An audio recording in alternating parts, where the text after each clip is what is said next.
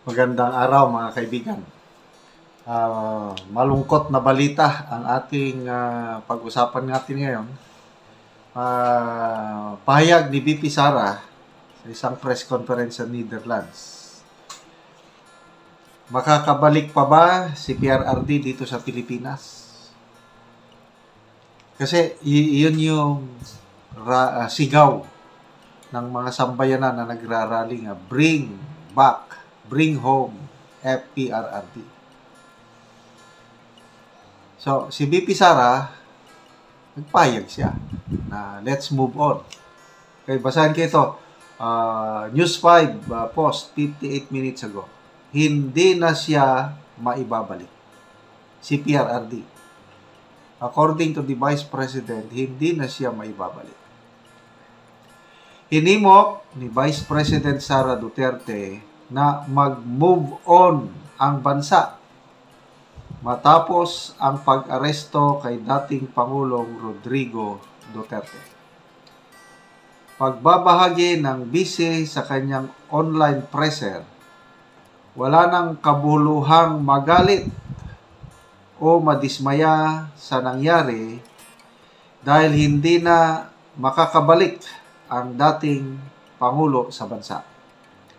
Sinabi ito ng pangalawang Pangulo nang tanungin tungkol sa umano'y pagkakasangkot ni National Security Advisor Eduardo Año sa Grand Conspiracy para sa pag-aresto ng dating Pangulo. So ito yung exact statement ni VP Sara. Sa totoo lang, ito, tinanong siya, anong masasabi niya yung napabalita na isa si General Año sa mga nagplano na maaresto at madala sa Netherlands ang dating Pangulo. So ito ang sagot niya. Sa totoo lang, wala talaga akong nararamdaman.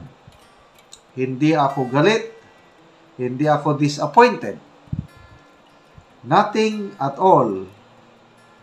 Kasi pointless naman na mag-harbor ako ng feelings about what happened. Hindi na siya maibabalik. Grabe naman to, oy. Hindi na mababalik si dating Pangulong Duterte sa Pilipinas. So what we should do as a country is move on from what happened. Magalit man tayo, walang mapupuntahan yung galit natin dahil hindi naman iyan sila pananagutin ng pamahalaan. Tapos, dagdag nito, nabasa ko sa ibang post na pagdating na lang ng eleksyon, sabi niya, diyan yun na siya, basta, nabanggit niya ang eleksyon na panalunin ang kandidato ni Tatay Digong. So, anong masasabi niyo, mga kaibigan? Na hindi na maibabalik ang dating Pangulo. So, ako inyong tanungin, ano lang, nagiging practical lang si VP Sara, hindi na siya umaasa. Kaya lang ako, kung ako yung tatanungin, dahil nga sa galing ng mga abogadong nakuha nila, all foreigner lawyers nang kinuha eh. Wala na. Si Attorney Medaldia, Attorney Roque, tabi na, at all foreign lawyers. Ako, kung ako yung tatanungin, may pag-asang makabalik sa Pilipinas si PRRD. Yes, that's my faith.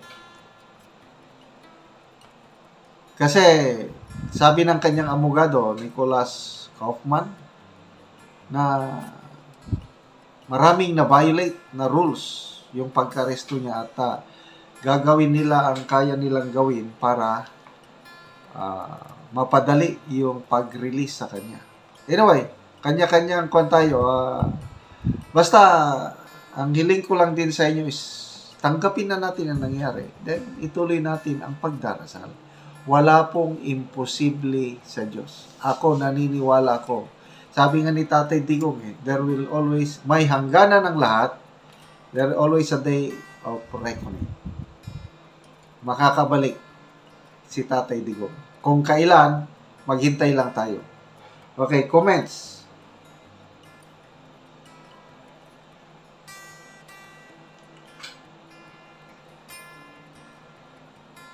Spirit melts. With all due respect, people, I'm no Marcos nor Duterte. Both sides have done something good and bad. Lore Gamale, wag na talagang bumalik sa Pilipinas si Digong hanggang sa huling hininga man lang.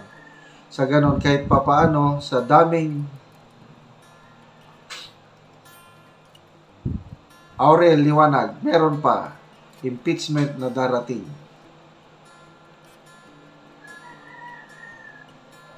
Merit Viera, mukhang nire-reverse psychology na tayo at ang ICC judges.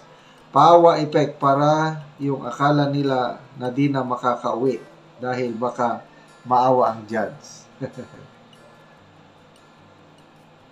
Mary Lord Lopez, honestly, di na rin talaga ako naniniwala na maibabalik pa si tatay hanggat ang administrasyon ang nakaupo at namumuno, malabo talagang mangyari.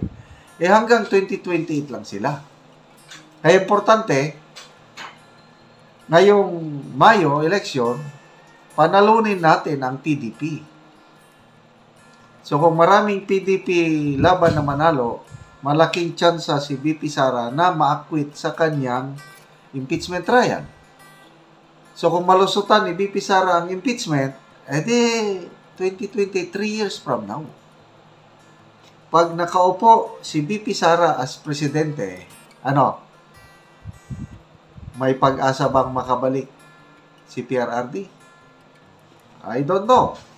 Kailan, wala pong imposible sa Diyos. Let's have faith. Huwag po tayong mawala ng pag-asa. Makakabalik ang ating PRRD. There will always be a day of reckoning. Yun ang sabi niya. At huwag tayong mabahala.